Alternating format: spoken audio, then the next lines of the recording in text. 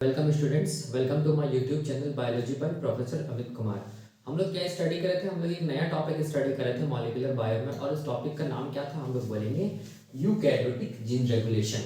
ठीक है, तो प्रीवियस लेक्चर में हम लोगों ने क्या देखा था? प्रीवियस लेक्चर में हम लोगों ने इंट्रोडक्शन देखा था यूकैरियोटिक जीन रेगुलेशन का। मतलब उसमें हम लोगों ने देखा था कि यूकैरियोटिक जीन रेगुलेशन क्या होता है। ठीक है, इनफैक्ट हम लोगों ने देखा था जीन रेगुलेशन क्या होता है, जीन रेगुलेशन का कितना टाइप्स होता है।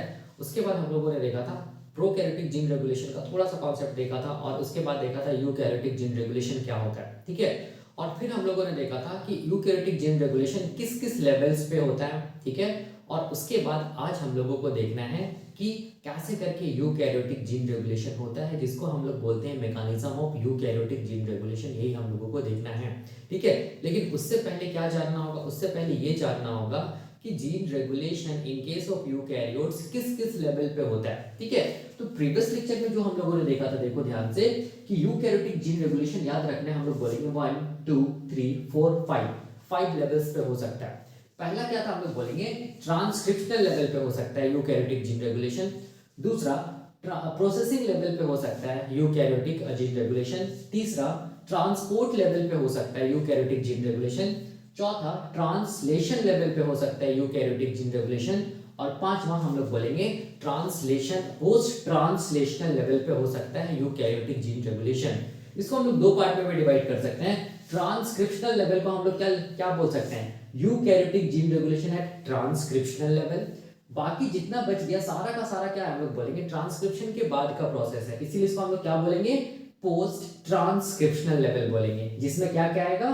at the level of processing, at the level of transport, at the level of translation, और हम लोग बोलेंगे पोस्ट ट्रांसलेशनल लेवल। ठीक है, ये हम लोगों ने देखा था प्रीवियस लेक्चर में।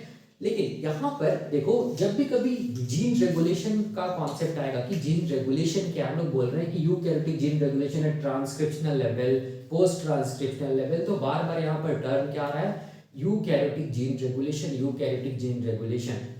ठीक है, तो रेगुलेशन का मतलब हो गया कंट्रोल। ठीक है, मतलब स्विच ऑन या स्विच ऑफ।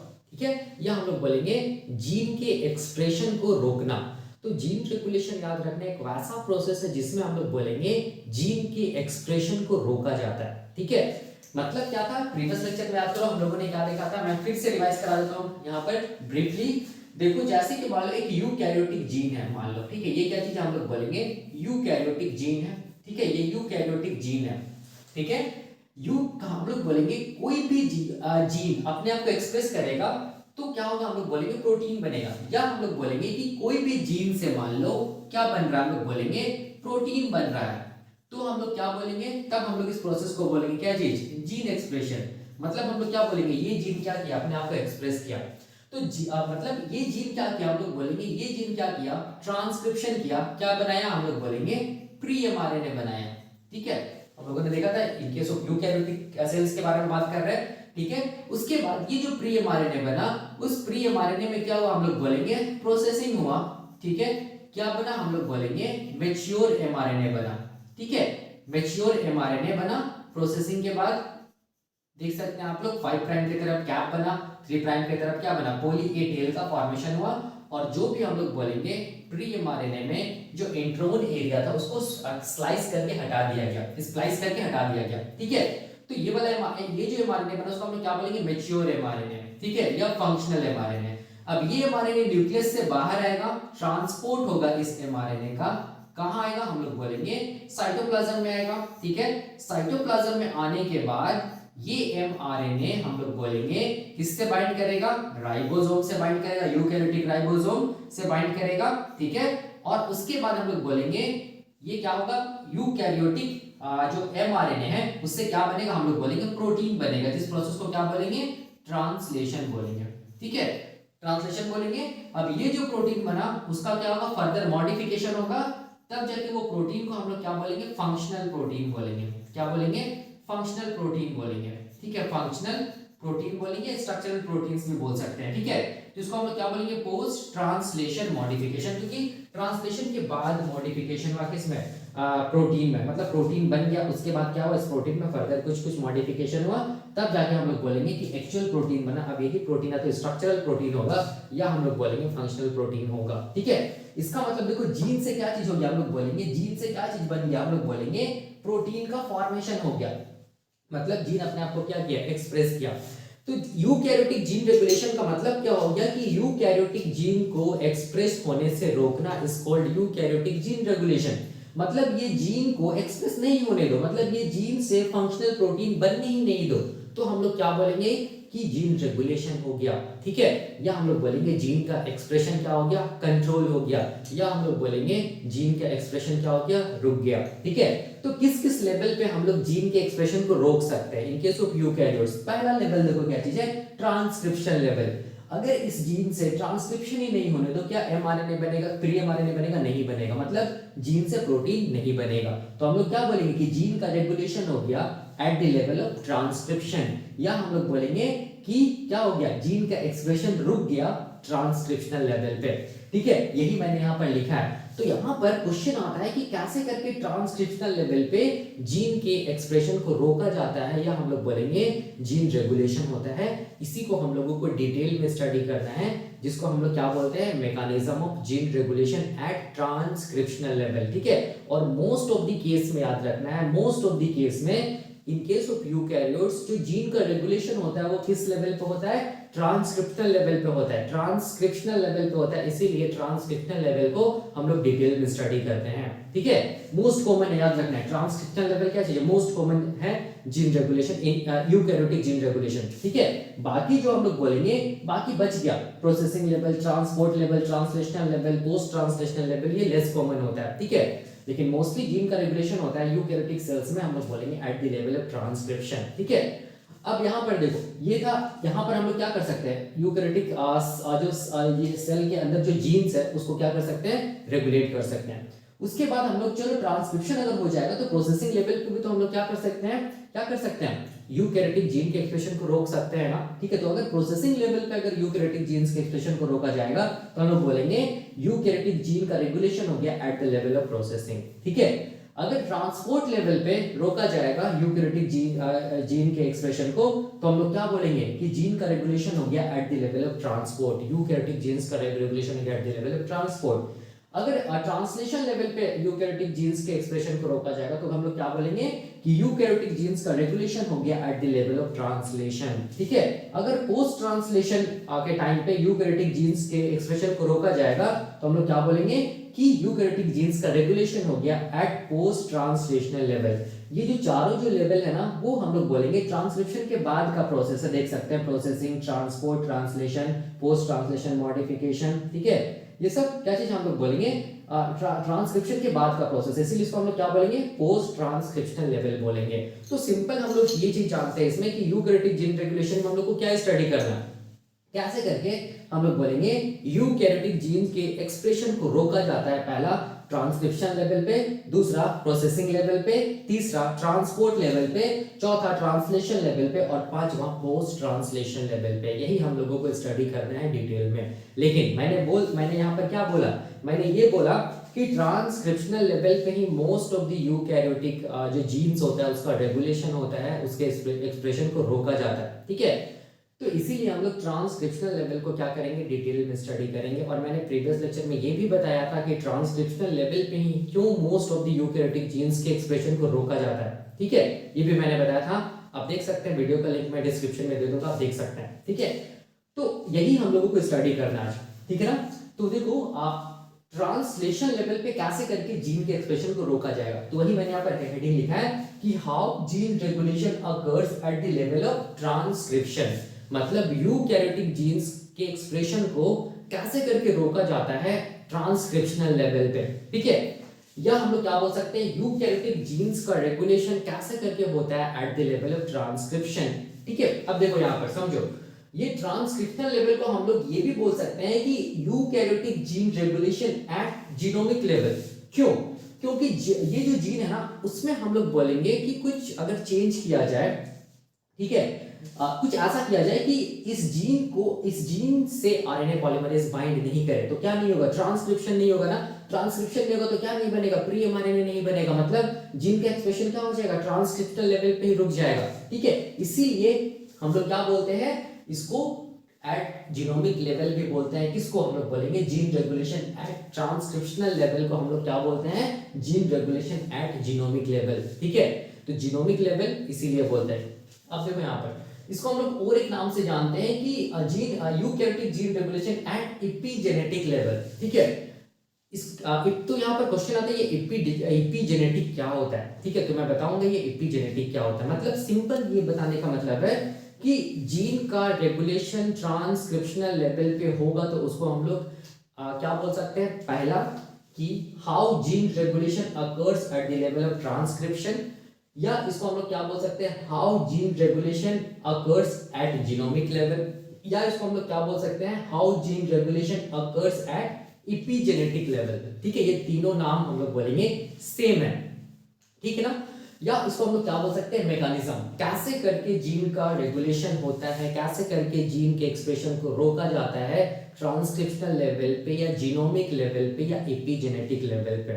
ठीक है, यही हम लोगों को डिटेल में स्टडी करना है। ठीक है, तो ये जो लेक्चर है वो लेक्चर प्रीवियस लेक्चर से लिंक है, तो आप प्रीवियस लेक्चर देखिए, उसके बाद ये लेक्चर देखिए तो आपको ज्यादा समझ में आएगा। ठीक है, वैसे मैं समझाने का कोशिश करूंगा, ये बहुत आसान है, यूकैरियोटिक जीन रेगुलेशन। ठीक है, अब देखिए, अब ये जो है ना कि कैसे करके ट्रांसक्रिप्शनल लेवल पे या जीनोमिक लेवल पे या एपिजेनेटिक लेवल पे जीन के एक्सप्रेशन को रोका जाता है, तो इसके लिए देखो यहाँ पर क्या होता है कि ये जो है ना रेगुलेशन एट एपिजेनेटिक लेवल या जीनोमिक लेवल या हम लोग बोलेंगे ट्रांसक्रिप्शनल लेवल, इसको दो पार्ट में डिवाइड किया जाता है। ठीक है, पहला पार्ट को हम लोग क्या बोलते हैं? Chromatin modification.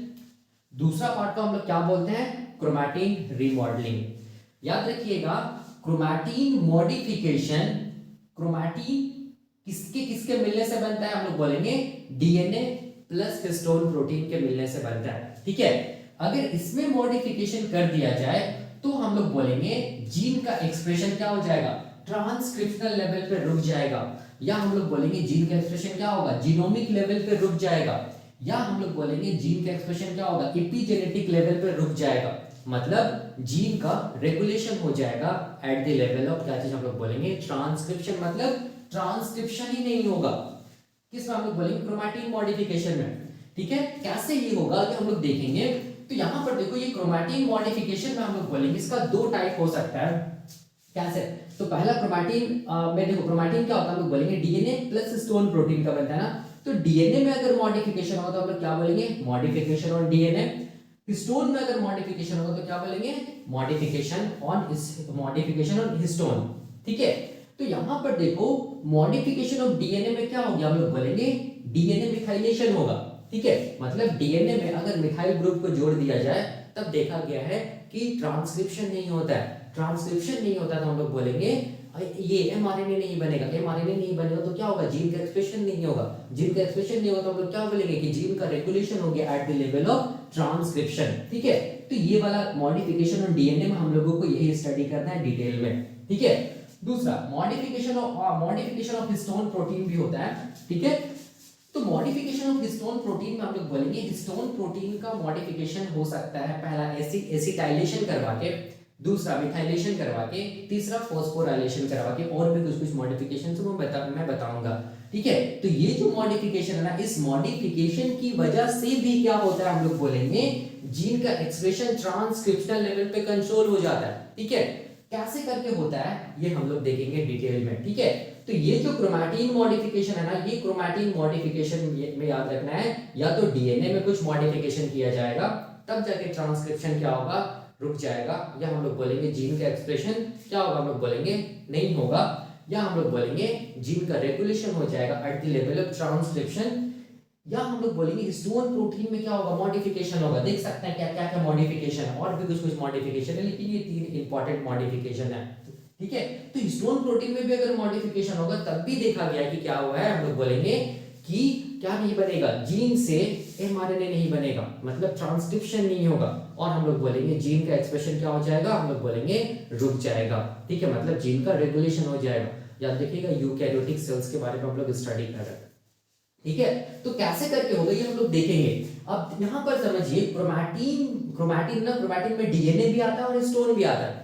तो डीएनए में क्या क्या चीज को जोड़ा जा रहा है? मिथाइल ग्रुप को जोड़ा जा रहा है। ठीक है, और हिस्टोन प्रोटीन में भी क्या किया जा रहा है, हम लोग बोलेंगे एसिटाइल ग्रुप, मिथाइल ग्रुप, और हम लोग बोलेंगे मतलब फॉस्फेट ग्रुप को क्या किया जा रहा है, हम लोग बोलेंगे जोड़ा जा रहा है, मतलब लिंक किया जा रहा है। तो ऐसा लिंकेज को हम लोग क्या बोलेंगे, कोवैलेंट लिंकेज, या हम लोग बोलेंगे ऐसे मॉडिफिकेशन को क्या बोलेंगे, कोवैलेंट मॉडिफिकेशन, क्योंकि यहाँ पर हम लोग बोलेंगे डीएनए में जो मिथाइल ग्रुप जुड़ेगा वो कोवैलेंटली जुड़ेगा, कोवैलेंट बॉन्ड बनेगा।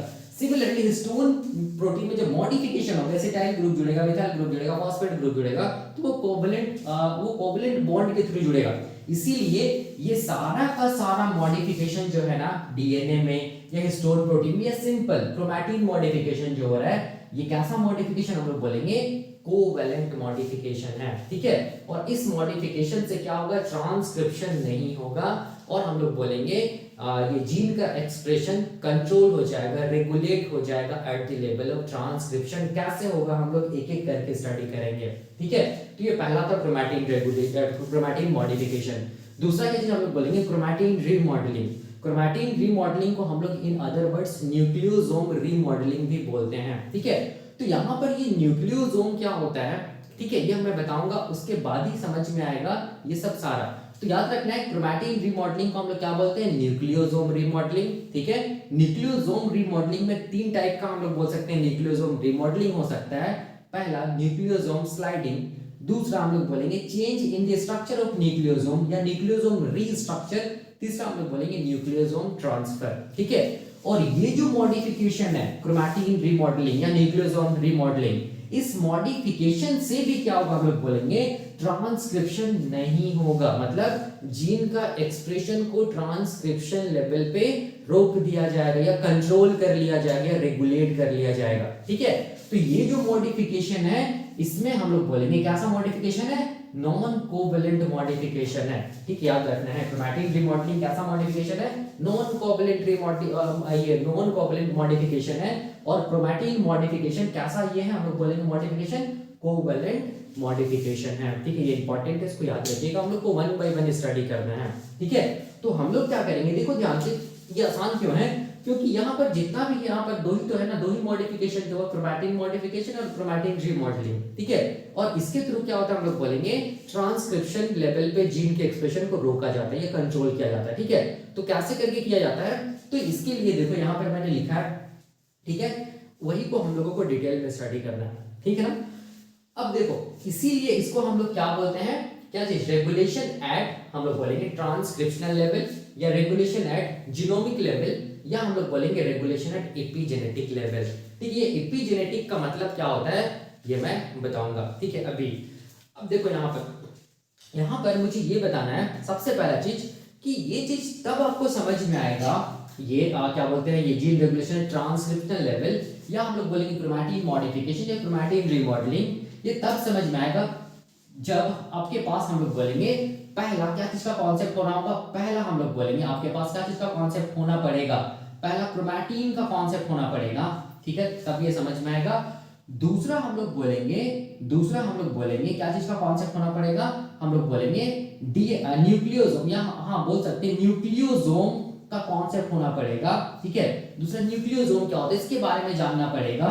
और तीसरा हम लोग बोलेंगे डीएनए पैकेजिंग के का कॉन्सेप्ट होना पड़ेगा, क्या होना पड़ेगा, डीएनए पैकेजिंग ऑन क्रोमोसोम, ठीक है, डीएनए पैकेजिंग ऑन क्रोमोसोम, ये तीन का कॉन्सेप्ट होना पड़ेगा आपके पास, तब जाके ये सारा कुछ समझ में आएगा। क्यों, क्योंकि आप देख सकते हैं क्रोमैटिन मॉडिफिकेशन में क्रोमैटिन आ रहा है, तो जानना होगा ये क्रोमैटिन क्या है और ये कैसे करके हम लोग बोलेंगे ट्रांसक्रिप्शनल लेवल पे क्या करता है, जीन के एक्सप्रेशन को कंट्रोल करता है। तो पहला क्रोमैटिन के बारे में जानना पड़ेगा।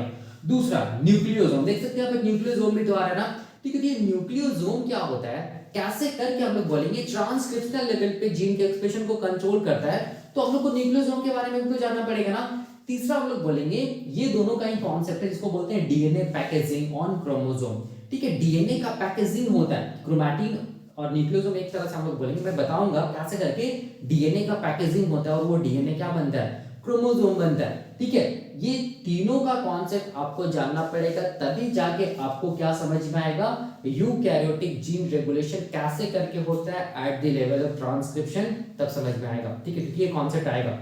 अब क्वेश्चन ये आता है कि मैं इसके बारे में बताऊंगा क्या होता है क्रोमैटिन, क्या होता है न्यूक्लियोसोम, डीएनए पैकेजिंग और क्रोमोसोम क्या होते हैं, सब सारा कुछ को बताऊंगा और क्या करूंगा ये सबको कोरिलेट करूंगा कि कैसे करके हम लोग बोलेंगे ये सारा का सारा चीज क्या चीज में हेल्प कर रहा है, हम लोग बोलेंगे जीन रेगुलेशन में हेल्प कर रहा है eight the level of transcription. ठीक है, ये मैं सारा का सारा को डिटेल में बताऊंगा। ठीक है, अब यहाँ पर देखो एक टर्म आता है कि इपिजेनेटिक लेवल। ठीक है, जीनोमिक लेवल तो समझ पा रहा है, जीनोमिक लेवल मतलब जीनोम के लेवल पे, मतलब डीएनए और हिस्टोन प्रोटीन जो है उस लेवल पे। ठीक है, ट्रांसक्रिप्शन तो समझ पा रहा है, ट्रांसक्रिप्शन के लेवल पे।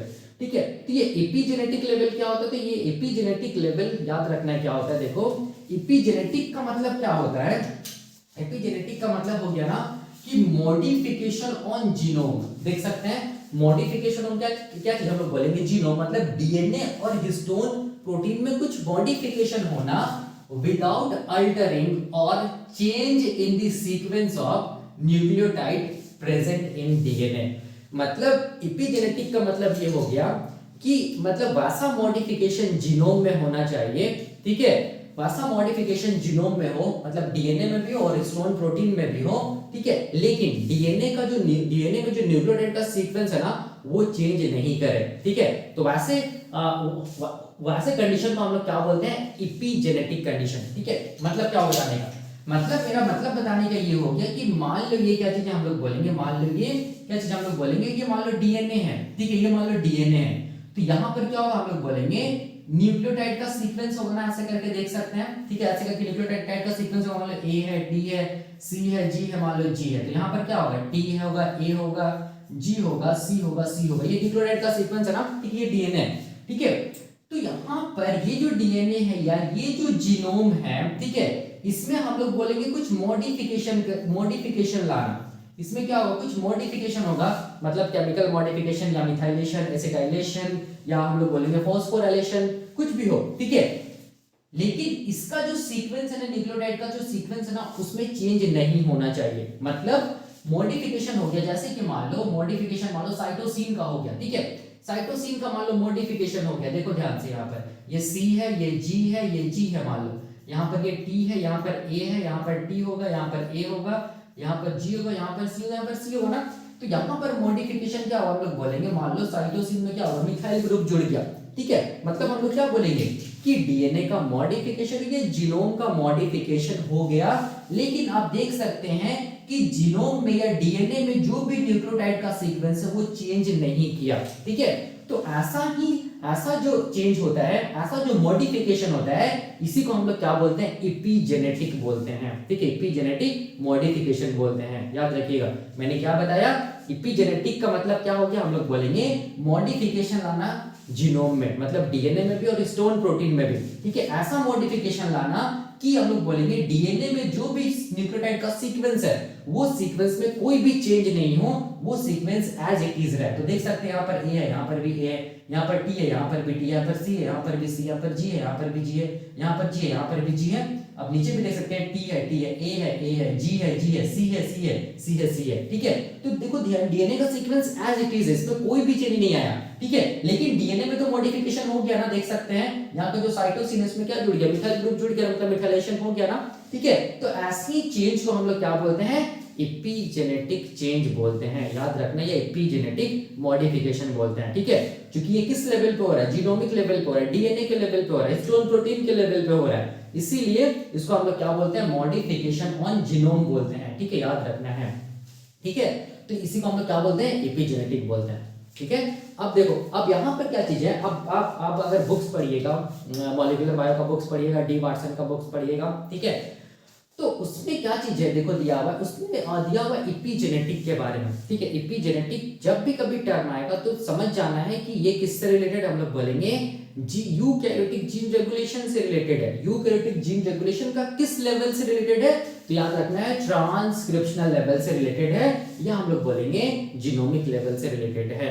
ठीक है, मतलब इसमें सारा का सारा जो भी देख सकते हैं, क्रोमैटिन मॉडिफिकेशन, क्रोमैटिन रीमॉडलिंग, ठीक है, या इसको क्या बोलते हैं, क्रोमैटिन रीमॉडलिंग को न्यूक्लियोसोम रीमॉडलिंग बोलते हैं। ठीक है, ये सब हम लोग बोलेंगे, सारा का सारा कॉन्सेप्ट आएगा और यही क्या करेगा, ट्रांसक्रिप्शनल लेवल पे जीन के एक्सप्रेशन को कंट्रोल करेगा या रेगुलेट करेगा। ठीक है, तो कैसे करके करेगा ये हम लोग देखेंगे वन बाय वन। तो अभी हम लोग क्या देखेंगे, अभी हम लोग सबसे पहले कॉन्सेप्ट देखेंगे क्रोमैटिन क्या होता है, न्यूक्लियोसोम क्या होता है, डीएनए पैकेजिंग क्या होता है। ठीक है, इसके बारे में जानना पड़ेगा, क्योंकि देख सकते हैं पहला जो मॉडिफिकेशन है वो क्या मॉडिफिकेशन है, क्रोमैटिन मॉडिफिकेशन है ना। ठीक है, क्रोमैटिन में मॉडिफिकेशन लाना। ठीक है, क्रोमैटिन मतलब क्या, डीएनए में मॉडिफिकेशन लाना, हिस्टोन प्रोटीन में मॉडिफिकेशन लाना। ठीक है, तो हम लोग को क्या समझना होगा, पहले क्रोमैटिन के बारे में समझना होगा, न्यूक्लियोसोम और डीएनए पैकेजिंग के बारे में समझना होगा, फिर उसके बाद हम लोग ये करेंगे कि मिथाइलेशन कैसे करके हो रहा है किसमें, डीएनए में। ठीक है, और वो कैसे करके हम लोग बोलेंगे ट्रांसक्रिप्शनल लेवल पे क्या कर रहा है, डीएनए के जीन के एक्सप्रेशन को कंट्रोल कर रहा है। ठीक है, तो अभी हम लोग क्या चीज का कॉन्सेप्ट देखेंगे, अभी हम लोग कॉन्सेप्ट देखेंगे क्रोमैटिन का कॉन्सेप्ट देखेंगे, न्यूक्लियोसोम और डीएनए पैकेजिंग का कॉन्सेप्ट देखेंगे। ठीक है, तो अभी हम लोग क्या देखेंगे, अभी हम लोग देखेंगे क्रोमैटिन का कॉन्सेप्ट, न्यूक्लियोसोम का कॉन्सेप्ट और हम लोग बोलेंगे डीएनए पैकेजिंग का कॉन्सेप्ट। सारा का सारा हम लोग बोलेंगे एक तरह से सेम है। ठीक है, तो देखो क्रोमैटिन का कॉन्सेप्ट मैं बता रहा हूं यहाँ पर, देखो यहाँ पर क्रोमैटिन, अगर हम लोग बात करेंगे क्रोमैटिन का, ठीक है, तो मैं यहाँ पर लिख रहा हूँ क्रोमैटिन।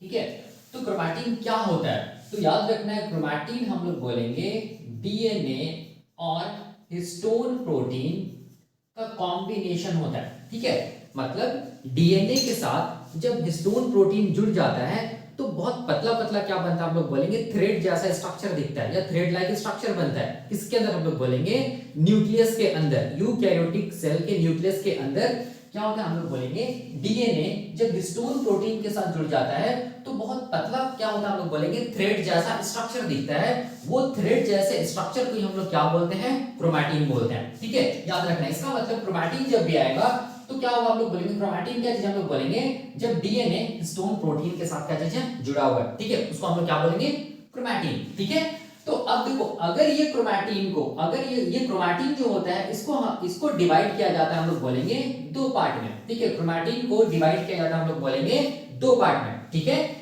पहला जो टाइप होता है क्रोमैटिन का, इसको हम लोग बोलते हैं हेटेरोक्रोमैटिन। क्या बोलते हैं इसको, हम लोग हेटेरोक्रोमैटिन बोलते हैं। ठीक है, हेटेरोक्रोमैटिन बोलते हैं। दूसरा जो टाइप होता है क्रोमैटिन का, उसको हम लोग बोलते हैं यूक्रोमैटिन। क्या बोलते हैं, हम लोग बोलेंगे यूक्रोमैटिन बोलते हैं। ठीक है, फर्स्ट टाइप को हम लोग बोलेंगे हेटेरोक्रोमैटिन और दूसरा टाइप को क्या बोलेंगे, यूक्रोमैटिन। याद रखना ये क्रोमैटिन का टाइप है, इसका मतलब ये भी, इसमें भी क्या होगा, हम लोग बोलेंगे डीएनए हिस्टोन प्रोटीन मिलेगा। ठीक है, डीएनए हिस्टोन प्रोटीन मिलकर क्या होगा, थ्रेड जैसा स्ट्रक्चर बनाएगा। हम लोग देखेंगे, देखो यहाँ पर सबसे पहले देखो यहाँ पर ये जो हेटेरोक्रोमैटिन है ना, हेटेरोक्रोमैटिन है ना, ये हेटेरोक्रोमैटिन याद रखना है ये ट्रांसक्रिप्शनली इनएक्टिव होता है। ठीक है, ये क्या होता है, हम लोग बोलेंगे ट्रांसक्रिप्शनली क्या होता है, हम लोग बोलेंगे इनएक्टिव होता है। ठीक है, मतलब हेटेरोक्रोमैटिन जहां भी मिलेगा वहां पर हम लोग बोलेंगे डीएनए से क्या नहीं होगा, हम लोग बोलेंगे एमआरएनए नहीं बनेगा, मतलब वो वाला एरिया क्या होगा, हम लोग बोलेंगे ट्रांसक्रिप्शनली इनएक्टिव होगा। ठीक है, मैं बताऊंगा। और जो यूक्रोमैटिन होता है ना, ये यूक्रोमैटिन क्या होता है, हम लोग बोलेंगे ट्रांसक्रिप्शनली ये एक्टिव होता है। ठीक है, ये क्या होता है, हम लोग बोलेंगे ट्रांसक्रिप्शनली एक्टिव होता है। ठीक है, क्यों एक्टिव होता है मैं बताऊंगा अभी। ठीक है, अब देखो यहाँ पर, अब समझो यहाँ पर क्या चीज है, ये जो यूक्रोमैटिन है ना, ठीक है, ये यूक्रोमैटिन है, ये यूक्रोमैटिन का एक मेजर टाइप होता है। ठीक है, वन मेजर टाइप होता है यूक्रोमैटिन का, उसको हम लोग क्या बोलते हैं, उसको हम लोग बोलते हैं कॉन्स्टिट्यूटिव यूक्रोमैटिन। क्या बोलते हैं इसको हम लोग, कॉन्स्टिट्यूटिव यूक्रोमैटिन बोलते हैं। ठीक है, और कॉन्स्टिट्यूटिव यूक्रोमैटिन वैसा हम लोग बोलेंगे क्रोमैटिन होता है जो क्या होगा, हम लोग बोलेंगे जो हमेशा क्या होगा, ट्रांसक्रिप्शनली एक्टिव होगा, ऑलवेज ट्रांसक्रिप्शनली एक्टिव। ठीक है, इसका मतलब वैसा जीन्स जो किस एरिया में ये प्रेजेंट है, वैसा जीन जो यूक्रोमैटिन एरिया में प्रेजेंट होगा, वो जीन हमेशा क्या होगा, ट्रांसक्रिप्शनली एक्टिव रहेगा। मतलब वो जीन का हमेशा क्या होगा, ट्रांसक्रिप्शन होगा, हमेशा वो जीन का क्या होगा, एक्सप्रेशन होगा। याद रखना है। ठीक है, मतलब वैसा जीन्स जो कहां प्रेजेंट है, यूक्रोमैटिन वाले एरिया पे प्रेजेंट है। ठीक है, वो जीन हमेशा अपने आप को एक्सप्रेस करेगा, उसका रेगुलेशन कभी नहीं होगा, उस जीन को कभी कंट्रोल नहीं किया जा सकता है। ठीक है, तो इसका क्या एग्जांपल है, वैसा जीन्स का क्या एग्जांपल है, तो वैसा जीन्स को हम लोग बोलते हैं जो हमेशा ऑन रहता है, उसको हम लोग क्या बोलते हैं, उसको हम लोग बोलते हैं हाउस कीपिंग जीन्स। ठीक है, उसको हम लोग क्या बोलते हैं, हाउस कीपिंग जीन्स बोलते हैं। क्यों? क्योंकि ये जीन्स हमेशा क्या होगा, हम लोग बोलेंगे एक्सप्रेस करेगा, हमेशा ऑन रहेगा, ट्रांसक्रिप्शनली हमेशा एक्टिव रहेगा। और ये जीन्स कहां मिलेगा, हम लोग बोलेंगे कहां मिलेगा, यूक्रोमैटिन वाले एरिया पे मिलेगा। यूक्रोमैटिन का मतलब भी क्या हो गया, डीएनए प्लस हिस्टोन प्रोटीन ना। तो यहां पर जो भी डीएनए है उस डीएनए में क्या मिलेगा, हम लोग बोलेंगे हाउसकीपिंग जीन्स मिलेगा। ठीक है, जैसे हाउसकीपिंग जीन्स का बहुत सारे एग्जांपल है। जैसे हमारा सेल्स में क्या होता है, ग्लाइकोलाइसिस होता है, तो ग्लाइकोलाइसिस को करवाने के लिए जो एंजाइम्स होता है जिसको बोलते हैं ग्लाइकोलाइटिक एंजाइम्स, उसका जितना भी जीन्स होता है ना, सारा का सारा जीन्स हम लोग बोलेंगे हाउसकीपिंग जीन्स होता है, वो हमेशा ऑन रहेगा क्योंकि ग्लाइकोलाइसिस हमेशा होना है। ठीक है, हमारे सेल्स में। उसी तरह हम लोग बोलेंगे क्रेब्स साइकिल को चलवाने वाला जितना भी एंजाइम्स का जो जीन्स होता है, ठीक है, वो क्या होगा, हम लोग बोलेंगे हाउसकीपिंग जीन्स होगा। ठीक है, क्रेब्स साइकिल जीन्स जो होता है वो भी क्या होगा, हम लोग बोलेंगे हाउसकीपिंग जीन का एग्जांपल है इलेक्ट्रॉन ट्रांसपोर्ट चेन या इलेक्ट्रॉन ट्रांसपोर्ट सिस्टम। ठीक है, यहां पर जो भी हम लोग बोलेंगे इलेक्ट्रॉन ट्रांसपोर्ट चेन या इलेक्ट्रॉन ट्रांसपोर्ट सिस्टम का जो भी जीन्स होता है वो हमेशा क्या होगा, हम लोग बोलेंगे क्या होगा, ऑलवेज ट्रांसक्रिप्शनली एक्टिव होगा, या हम लोग बोलेंगे ये जीन्स हमेशा ऑन कंडीशन पे रहेगा क्योंकि इलेक्ट्रॉन ट्रांसपोर्ट चेन तो हमेशा चलेगा ना, ताकि क्या बन सके, एटीपी बन सके। ठीक है, तो ये सब हम लोग बोलेंगे किसका एग्जांपल है, हाउसकीपिंग जीन्स का एग्जांपल है, जो कहां पर प्रेजेंट होता है, यूक्रोमैटिन वाले एरिया पे। मतलब यूक्रोमैटिन में जो डीएनए मिलता है उस डीएनए में क्या मिलेगा, हम लोग बोलेंगे हाउसकीपिंग जीन मिलेगा जो हमेशा एक्टिव रहेगा। कॉन्स्टिट्यूटिव यूक्रोमैटिन को ये यहां पर ये क्या होता है, ऑलवेज ट्रांसक्रिप्शनली एक्टिव होता है, या हम लोग इसको बोल सकते हैं ऑलवेज बायोलॉजिकली एक्टिव भी बोल सकते हैं। ठीक है, अब यहां पर समझो, देखो ये जो कॉन्स्टिट्यूटिव यूक्रोमैटिन होता है ना, ठीक है, ये कॉन्स्टिट्यूटिव यूक्रोमैटिन में जो भी जीन्स है वो क्यों हमेशा ऑन रहता है, क्यों बायोलॉजिकली एक्टिव रहता है, इसीलिए बायोलॉजिकली एक्टिव रहता है क्योंकि यहां पर हम लोग बोलेंगे कौन सा एरिया, यूक्रोमैटिन में जो भी डीएनए और हिस्टोन प्रोटीन है ना, वो हम लोग बोलेंगे लूजली पैक्ड है, या हम लोग बोलेंगे डेंस नहीं है। ठीक है, तो यहां पर हम लोग बोलेंगे डीएनए और हिस्टोन प्रोटीन क्या होता है, लूजली पैक होता है। ठीक है, लूजली पैक होने की वजह से क्या होता है, आरएनए पॉलीमरेज को स्पेस मिल जाता है कि वो आरएनए पॉलीमरेज क्या करे, ट्रांसक्रिप्शन करे, उसके बाद ट्रांसलेशन होगा, मतलब क्या होगा, प्रोटीन्स बनेगा, मतलब जीन का एक्सप्रेशन होगा। ठीक है, तो ये वाला जो एरिया है ना, यूक्रोमैटिन जो एरिया है ना, ये यूक्रोमैटिन हम लोग बोलेंगे क्या होगा, हम लोग बोलेंगे लेस डेंस होगा। ठीक है, ये क्या होगा, हम लोग बोलेंगे लेस डेंस होगा, लेस डेंस रीजन भी बोल सकते हैं, या इसको हम लोग क्या बोल सकते हैं, लूजली पैक्ड क्या चीज हम लोग बोलेंगे, क्रोमैटिन भी बोल सकते हैं। ठीक है, लूजली पैक्ड क्रोमैटिन भी बोल सकते हैं, याद रखना है। इसीलिए जब स्टेनिंग किया जाता है, ठीक है, जब स्टेनिंग किया जाता है तो ये वाला स्टेन क्या होगा, हम लोग बोलेंगे ये लाइट स्टेन होगा। ठीक है, ये लाइट स्टेन इसमें आएगा, क्यों, क्योंकि ये लेस डेंस रीजन है या लूजली पैक्ड क्रोमैटिन है। ठीक है, मतलब यहां पर क्या होगा, देखो लूजली पैक्ड क्रोमैटिन का मतलब क्या होगा कि देखो ये जो डीएनए है ना, ये डीएनए का डबल स्ट्रैंड है ना। ठीक है, ये डीएनए का डबल स्ट्रैंड हम लोग बोलेंगे, ये जो हिस्टोन प्रोटीन होता है ना, उस हिस्टोन प्रोटीन में ऐसे करके क्या होता है, हम लोग बोलेंगे क्या होता है, रैप्ट होता है ऐसे करके। ठीक है, ये डीएनए का स्ट्रैंड। ठीक है, उसी तरह हम लोग बोलेंगे, फिर देखो ये क्या चीज हम लोग बोलेंगे, हिस्टोन प्रोटीन है ये वाला। ठीक है, फिर से डीएनए देखो ध्यान से, इस हिस्टोन प्रोटीन में क्या होगा, ऐसे करके रैप्ट होगा। ठीक है, तो यहां पर देखो, यहां पर क्या हो रहा है, हम लोग बोलेंगे हिस्टोन के बीच में क्या हो रहा है, ये जो डीएनए है वो क्या, हम लोग बोलेंगे लूजली पैक है। यहां पर जो भी जीन्स होगा ना, यहां पर जो भी जीन्स होगा, ठीक है, यहां पर जो भी जीन्स होगा वो जीन्स क्या होगा, हमेशा क्या रहेगा, हम लोग बोलेंगे ऑन रहेगा, मतलब वो जीन्स क्या होगा, हम लोग बोलेंगे हाउसकीपिंग जीन्स होगा। ठीक है, क्यों, क्योंकि यहां पर आसानी से आरएनए पॉलीमरेज क्या कर सकता है, बाइंड कर सकता है। आरएनए पॉलीमरेज के पास क्या होगा, हम लोग बोलेंगे एबिलिटी होता है कि जीन से बाइंड करके क्या करे, हम लोग बोलेंगे ट्रांसक्रिप्शन कराए, और हम लोग बोलेंगे ट्रांसलेशन होगा, और हम लोग बोलेंगे प्रोटीन बनेगा, मतलब जीन का एक्सप्रेशन होगा। मतलब यहां पर देख सकते हैं क्या हो रहा है, यहां पर ये जो डीएनए है ना, ये डीएनए और हिस्टोन प्रोटीन, ठीक है, ये डीएनए और हिस्टोन प्रोटीन हम लोग बोलेंगे लूजली पैक है, ये टाइटली पैक्ड नहीं है। ठीक है, टाइटली पैक्ड रहता तब हम लोग बोलेंगे आरएनए पॉलीमरेज को स्पेस नहीं मिल पाता, आरएनए पॉलीमरेज को स्पेस नहीं मिल पाता, तो जीन से बाइंड नहीं कर पाता, तो हम लोग बोलेंगे ट्रांसक्रिप्शन नहीं हो पाता। ठीक है, यही रीजन है हम लोग बोलेंगे कि जितना भी जीन्स यूक्रोमैटिन वाले एरिया पे मिलेगा, वो सारा का सारा जीन्स क्या होगा, हमेशा एक्टिव रहेगा, हमेशा ऑन रहेगा, और उस जीन को हम लोग क्या बोलेंगे, हाउसकीपिंग जीन बोलेंगे। ठीक है, याद रखना है। और यू क्रोमैटिन चूंकि लेस डेंस रीजन होता है, लूजली पैक्ड क्रोमैटिन यहाँ पर होता है, इसीलिए स्टेन करने पे ये क्या होगा हम लोग बोलेंगे इसमें लाइट स्टेन आएगा, ठीक है।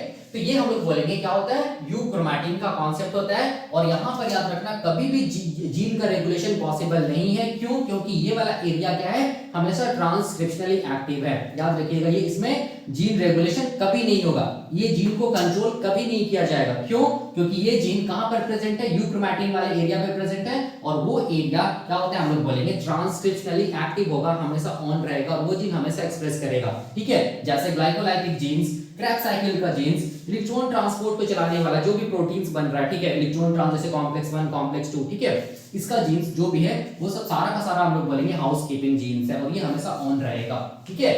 अब इस तरफ आ जाइए, याद रखना है यहाँ पर यूकैरियोटिक में कभी भी यूकैरियोटिक जीन रेगुलेशन नहीं होगा, ठीक है, इसके एक्सप्रेशन को कभी भी रोका नहीं जाएगा, ठीक है। अब इधर आ जाइए, हम लोग बोलेंगे हेटेरोक्रोमैटिन, ठीक है। हेटेरोक्रोमैटिन में इसको लाइट स्टेन भी बोल सकते हैं, या इसमें हम लोग बोलेंगे ये क्या होता है, लेस स्टेन रीजन भी इसको बोल सकते हैं, ठीक है, लेस स्टेन रीजन भी बोल सकते हैं। क्यों, क्योंकि यहाँ पर स्टेन कम होगा, क्योंकि ये लूजली पैक्ड है, या हम लोग बोलेंगे लेस डेंस एरिया है, ठीक है। अब देखो, अब इस तरफ आ जाओ, हेटेरोक्रोमैटिन, याद रखना हेटेरोक्रोमैटिन में क्या होगा हम लोग बोलेंगे डीएनए और हिस्टोन प्रोटीन क्या होगा, एक दूसरे के साथ टाइटली पैक्ड होगा, या हम लोग बोलेंगे कंडेंस्ड होगा, ठीक है। तो यहां पर क्या होगा, हेटेरोक्रोमैटिन क्या होता है हम लोग बोलेंगे हाईली कॉन्डेंस्ड एरिया होता है। ये क्या होता है, हाईली कॉन्डेंस्ड रीजन या एरिया हो सकता है, ठीक है। यहां पर डीएनए और हिस्टोन प्रोटीन क्या होगा, एक दूसरे के साथ बहुत टाइटली पैक्ड होगा, बिल्कुल भी हम लोग बोलेंगे स्पेस नहीं रहेगा, किसके बाइंड करने के लिए, आरएनए पॉलीमरेज के बाइंड करने के लिए, ठीक है। इसीलिए ये वाला एरिया क्या है हम लोग बोलेंगे ट्रांसक्रिप्शनली इनएक्टिव है, कौन, हेटेरोक्रोमैटिन, ठीक है। क्यों, क्योंकि हाईली कॉन्डेंस्ड एरिया है, यहां पर हिस्टोन प्रोटीन और डीएनए क्या है, टाइटली पैक्ड रहता है, ठीक है। तो ये वाले एरिया को जब हम लोग बोलेंगे स्टेन किया गया, तो ये कैसा स्टेन होगा हम लोग बोलेंगे, क्योंकि टाइटली पैक्ड है, हाईली कॉन्डेंस्ड एरिया है, इसीलिए ये क्या होगा हम लोग बोलेंगे, ये क्या होगा, डेंस स्टेन्ड, इसको रीजन बोलेंगे, इसको क्या बोलेंगे, डेंस स्टेन्ड रीजन भी बोलेंगे, ठीक है, डेंस स्टेन्ड रीजन भी बोलेंगे। कि यहां पर क्या होगा हम लोग बोलेंगे, जो स्टेनिंग करने पे यहाँ पर क्या होगा हम लोग बोलेंगे ज्यादा कलर मिलेगा, डार्क कलर मिलेगा, ठीक है, डार्क यहाँ पर का कलर जो होगा वो डार्क हो जाएगा, ठीक है। यहाँ पर का कलर क्या होगा हम लोग बोलेंगे थोड़ा लाइट रहेगा। क्यों, क्योंकि ये लूजली पैक्ड क्रोमैटिन है, ये हाईली कॉन्डेंस्ड क्रोमैटिन है, यहाँ पर स्टेन जो होगा वो ज्यादा क्या मिलेगा हम लोग बोलेंगे डार्क मिलेगा, इसीलिए इसको क्या बोलते हैं, या डेंस मिलेगा, इसीलिए इसको हम लोग क्या बोलते हैं, डेंस स्टेन रीजन भी बोलते हैं, ठीक है। और ये ट्रांसक्रिप्शनली इनएक्टिव होता है, क्योंकि यहाँ पर हिस्टोन प्रोटीन और डीएनए क्या होता है, हाईली क्या होता है हम लोग बोलेंगे कॉन्डेंस्ड होता है, और या हम लोग बोल सकते हैं क्या होता है, डेंस होता है, ठीक है। अब देखो यहाँ पर ये जो हेटेरोक्रोमैटिन है ना, ये हेटेरोक्रोमैटिन को हम लोग बोलेंगे इसका दो मेजर टाइप होता है, ठीक है। इसका क्या होता है हम लोग बोलेंगे दो मेजर टाइप होता है, किसका, हम लोग बोलेंगे हेटेरोक्रोमैटिन का, ठीक है। पहला जो टाइप होता है इसको हम लोग बोलते हैं क्या चीज, फैकल्टेटिव। पहला जो टाइप होता है इसको हम लोग क्या बोलते हैं, फैकल्टेटिव क्या चीज, हेटेरोक्रोमैटिन, फैकल्टेटिव हेटेरोक्रोमैटिन बोलते हैं, फैकल्टेटिव हेटेरोक्रोमैटिन बोलते हैं। दूसरा जो टाइप होता है, दूसरा जो मेजर टाइप होता है हेटेरोक्रोमैटिन का, उसको हम लोग बोलते हैं कॉन्स्टिट्यूटिव, उसको हम लोग क्या बोलते हैं, कॉन्स्टिट्यूटिव हेटेरोक्रोमैटिन, कॉन्स्टिट्यूटिव हेटेरोक्रोमैटिन बोलते हैं, ठीक है, क्रोमैटिन बोलते हैं, ठीक है। अब यहां पर देखो कॉन्स्टिट्यूटिव हेटेरोक्रोमैटिन याद रखना है, वैसा एरिया होता है जो हमेशा क्या रहेगा हम लोग बोलेंगे ऑलवेज ट्रांसक्रिप्शनली क्या रहेगा हम लोग बोलेंगे इनएक्टिव रहेगा, ऑलवेज ट्रांसक्रिप्शनली इनएक्टिव होगा, याद रखना है, ठीक है। मतलब यहां पर ये वाले एरिया पे कॉन्स्टिट्यूटिव हेटेरोक्रोमैटिन वाले एरिया पे जो भी जीन्स मिलेगा वो जीन्स का कभी भी एक्सप्रेशन नहीं होगा, इसीलिए ये वाला कॉन्स्टिट्यूटिव हेटेरोक्रोमैटिन को हम लोग क्या बोलते हैं, it is always transcriptionally inactive area या इनएक्टिव रीजन, ठीक है, याद रखना है। मतलब यहाँ पर का जो जीन्स होगा उसका कभी भी एक्सप्रेशन नहीं होगा, याद रखना है, ठीक है। मतलब ये जीन्स हमेशा ऑफ कंडीशन पे रहेगा। तो इसका एग्जांपल क्या है, इसका एग्जांपल हम लोग बोलेंगे टेलोमेरिक जीन्स, ठीक है, टेलोमेरिक जीन्स ये इसका एग्जांपल है। बार बॉडी इसका एग्जांपल है, ठीक है। बार बॉडी कहां मिलता है हम लोग बोलेंगे फीमेल के एक्स क्रोमोसोम में मिलता है, ठीक है। जो कि कहाँ मिलता है हम लोग बोलेंगे फीमेल के एक्स क्रोमोसोम में मिलता है बार बॉडी, ठीक है। उसके बाद क्या चीज हम लोग बोलेंगे सेंट्रोमियर, सेंट्रोमियर या सेंट्रोमेरिक जीन्स, ठीक है। ये सब हम लोग बोलेंगे वैसा जीन्स है जो हमेशा क्या रहेगा, हमेशा ऑफ कंडीशन पे रहेगा, ठीक है, याद रखना है। और ये इसका भी रेगुलेशन पॉसिबल नहीं है, क्योंकि ये क्या होगा, हमेशा ऑफ रहेगा ये जीन। क्यों ऑफ रहेगा, क्योंकि ये हाईली कंडेंस्ड एरिया है, आरएनए पॉलीमरेज को जगह ही नहीं मिलता है कि यहाँ पर जो जीन्स है ना उस जीन से क्या कर सके, वो बाइंड कर सके और उस जीन का ट्रांसक्रिप्शन करा सके। इसीलिए कॉन्स्टिट्यूटिव हेटेरोक्रोमैटिन क्या होता है, यहाँ पर जो भी जीन्स मिलेगा, जैसे टेलोमेरिक जीन्स, बार बॉडी जीन्स, ठीक है, ये सेंट्रोमेरिक जीन्स, ये सब हमेशा क्या होगा, हम लोग बोलेंगे ऑफ कंडीशन पे रहेगा, ठीक है। अब देखो फैकल्टेटिव जो हेटेरोक्रोमैटिन होता है ना, फैकल्टेटिव जो हेटेरोक्रोमैटिन होता है ना, याद रखना है, वो हम लोग बोलेंगे फैकल्टेटिव हेटेरोक्रोमैटिन जो होता है ना, यहीं पर हम लोग बोलेंगे जीन का रेगुलेशन पॉसिबल है, ठीक है। जीन यूकैरियोटिक जीन्स का रेगुलेशन कहां पॉसिबल, हम लोग बोलेंगे फैकल्टेटिव हेटेरोक्रोमैटिन में जो जीन्स मिलता है वहां पर, ठीक है। क्यों, क्योंकि फैकल्टेटिव हेटेरोक्रोमैटिन को हम लोग बोलेंगे ये भी हाईली कंडेंस्ड है, ठीक है, लेकिन इसको क्या किया जाता है, हम लोग बोलेंगे लेस कंडेंस किया जा सकता है। मतलब फैकल्टेटिव हेटेरोक्रोमैटिन को किसमें चेंज किया जा सकता है, हम लोग बोलेंगे यूक्रोमैटिन में चेंज किया जा सकता है, ठीक है। मतलब फैकल्टेटिव हेटेरोक्रोमैटिन क्या होता है, ट्रांसक्रिप्शनली इनएक्टिव होता है ना, ठीक है। तो इसको किसमें चेंज, यहाँ पर जो भी जीन्स मिलता है उसको चेंज किया जा सकता है, किसमें, हम लोग बोलेंगे यूक्रोमैटिन में। और ये क्या होता है, ट्रांसक्रिप्शनली एक्टिव होता है, ठीक है। और ये फिर से वापस हम लोग बोलेंगे फैकल्टेटिव हेटेरोक्रोमैटिन में चेंज हो सकता है, ठीक है। इसका मतलब हो गया कि जो भी यूकैरियोटिक जीन का जो रेगुलेशन होगा जीनोमिक लेवल पे, या हम लोग बोलेंगे एपिजेनेटिक लेवल पे, या ट्रांसक्रिप्शनल लेवल पे, वो कहां पर होगा, हम लोग बोलेंगे वो यहां पर होगा, ठीक है। मतलब फैकल्टेटिव हेटेरोक्रोमैटिन में क्या होगा, हम लोग बोलेंगे क्या होगा, जीनोमिक लेवल या एपिजेनेटिक लेवल, या हम लोग बोलेंगे ट्रांसक्रिप्शनल लेवल पे क्या होगा, जीन का रेगुलेशन होगा। तो इसीलिए मैं यहां पर लिख रहा हूं कि यहीं पर क्या होता है, ट्रांसक्रिप्शनल लेवल पे, या हम लोग बोलेंगे क्या चीज, जीनोमिक लेवल पे, जीनोमिक लेवल पे, या हम लोग बोलेंगे क्या चीज, एपिजेनेटिक लेवल पे, एपिजेनेटिक लेवल पे क्या होता है, हम लोग बोलेंगे जीन का रेगुलेशन होता है। मतलब यहां पर जो जीन्स मिल रहा है ना, ठीक है, ये जीन्स ऑफ को ऑफ भी कराया जाता है, ऑन भी कराया जाता है, ठीक है। फैकल्टेटिव हेटेरोक्रोमैटिन याद रखना है, ठीक है। यहाँ पर का जो जीन्स मिलेगा वो किस कंडीशन पे रहेगा, नॉर्मली ऑफ कंडीशन पे रहेगा ना, ठीक है। लेकिन इसको क्या किया जाता है, हम लोग बोलेंगे ऑन भी किया जा सकता है। मतलब यहाँ पर क्या होगा, जीन का रेगुलेशन होगा, ठीक है। किस टाइप का रेगुलेशन बोलेंगे इसको, ट्रांसक्रिप्शनल, जीन रेगुलेशन है ट्रांसक्रिप्शनल लेवल या जीनोमिक लेवल, या हम लोग बोलेंगे एपिजेनेटिक लेवल। तो याद रखना है, जो भी हम लोग ये जीनोमिक लेवल या ट्रांसक्रिप्शनल लेवल या एपिजेनेटिक लेवल में जो भी हम लोग स्टडी करेंगे कि कैसे करके जीन का रेगुलेशन होता है, तो वो याद रखना है फैकल्टेटिव हेटेरोक्रोमैटिन में मिलने वाला जीन्स होता है, जिसको किसमें चेंज किया जा रहा है, यूक्रोमैटिन में चेंज किया जा रहा है। मतलब वो जीन्स को ऑन कराया जा रहा है, जरूरत पड़ने पे ऑन कराया जा रहा है, और जब उसका नीड नहीं है उस टाइम पे फिर वापस उसको क्या कर दिया जाएगा, हम लोग बोलेंगे ऑफ करा दिया जाएगा, ठीक है। तो याद रखना है, इसी जीनोमिक लेवल या ट्रांसक्रिप्शनल लेवल या एपिजेनेटिक लेवल कहां पर होता है, हम लोग बोलेंगे फैकल्टेटिव हेटेरोक्रोमैटिन में जो जीन्स मिलता है उस पर होता है, ठीक है। तो ये हम लोग बोलेंगे कॉन्सेप्ट है किसका, क्रोमैटिन का। अब देखो यहाँ पर क्या चीज मैं बताता हूँ, जो भी मैं बताया उसको मैं एक डायग्राम से समझाता हूँ ताकि आपको समझ में आए, ठीक है। देखो यहाँ पर मैं यहाँ पर मिटा रहा हूँ, ये क्रोमैटिन है ना, क्रोमैटिन क्या चीज का बना हुआ, हम लोग बोलेंगे डीएनए प्लस हिस्टोन प्रोटीन का बना हुआ है, ठीक है। डीएनए प्लस हिस्टोन प्रोटीन का बना हुआ है क्रोमैटिन, हम लोग जानते हैं, ठीक है। अब देखो यहाँ पर समझो, बहुत आसान है। ये मान लो क्या चीज हम लोग बोलेंगे, ये क्या चीज हम लोग बोलेंगे, यूकैरियोटिक, क्या चीज है, यूकैरियोटिक सेल है, ठीक है। ये क्या चीज हम लोग बोलेंगे, यूकैरियोटिक सेल है, ठीक है। और यूकैरियोटिक सेल्स में क्या मिलेगा, देखो ध्यान से, ये क्या चीज हम लोग बोलेंगे, ये न्यूक्लियर मेम्ब्रेन है, ठीक है। ये क्या चीज हम लोग बोलेंगे, न्यूक्लियर मेम्ब्रेन है, हम लोग जानते हैं, ठीक है। और हम लोग जानते हैं कि न्यूक्लियस के अंदर ही क्या मिलता है, डीएनए मिलता है ना। लेकिन ये डीएनए जो हम लोग बोल रहे हैं डीएनए मिल रहा है, वो डीएनए किस फॉर्म में मिलेगा, हम लोग बोलेंगे क्रोमैटिन के फॉर्म में मिलेगा, ठीक है। तो क्रोमैटिन क्या क्या चीज हम लोग बोलेंगे, थ्रेड जैसा स्ट्रक्चर ऐसे करके, ये क्या चीज हम लोग बोलेंगे, थ्रेड के जैसा स्ट्रक्चर, ठीक है। ये क्या चीज है, थ्रेड के जैसा स्ट्रक्चर है, देख सकते हैं आप, ठीक है। ये जो थ्रेड जैसा स्ट्रक्चर देख रहे हैं, यही थ्रेड जैसा स्ट्रक्चर को हम लोग क्या बोल रहे हैं, क्रोमैटिन बोल रहे हैं, ठीक है। तो ध्यान से देखो, ये थ्रेड जैसा स्ट्रक्चर हम लोग बोलेंगे दो टाइप से हो सकता है, मतलब ये क्रोमैटिन दो टाइप से हो सकता है, ठीक है। यही जो थ्रेड जैसा स्ट्रक्चर, इसी को हम लोग क्या बोल रहे हैं, क्रोमैटिन बोल रहे हैं। और ये थ्रेड जैसा स्ट्रक्चर में कुछ नहीं, यहाँ पर क्या हम लोग बोलेंगे डीएनए और हिस्टोन का प्रोटीन है, ठीक है, मैं बताऊंगा। अब देखो यहां से लेके यहां तक ये क्या चीज हम लोग बोलेंगे, सारा क्रोमैटिन है, ठीक है। तो यहां से यहां तक लेके इसको हम लोग क्या बोलेंगे, इसको हम लोग बोलेंगे हेटेरोक्रोमैटिन। क्यों? क्योंकि यहां पर डीएनए और हिस्टोन प्रोटीन जो है वो हाईली क्या चीज हम लोग बोलेंगे, कॉन्डेंस्ड है, देख सकते हैं, ठीक है। और यहाँ पर डीएनए और जो हिस्टोन प्रोटीन होगा, ठीक है, ये इसको मैं ऐसे दिखा रहा हूँ, डीएनए है ना, ये मान लो हिस्टोन प्रोटीन है, ठीक है, ऐसे ऐसे करके, ये क्या चीज है, हिस्टोन का प्रोटीन है, देखो ये क्या चीज है, हिस्टोन प्रोटीन है, ये क्या है, हिस्टोन प्रोटीन, हिस्टोन प्रोटीन, ठीक है। यहाँ पे ये सब क्या चीज हम लोग बोलेंगे, हिस्टोन प्रोटीन है, देख सकते हैं ये सब हिस्टोन प्रोटीन्स है, ठीक है, ये सब, इसको मैं ऐसे दिखा रहा हूँ, हिस्टोन प्रोटीन्स, डीएनए ये हिस्टोन का प्रोटीन है, ठीक है, देख सकते हैं आप लोग। तो ये क्या चीज हो गया, डीएनए प्लस हिस्टोन प्रोटीन, ठीक है, ये भी डीएनए प्लस हिस्टोन प्रोटीन मतलब क्रोमैटिन।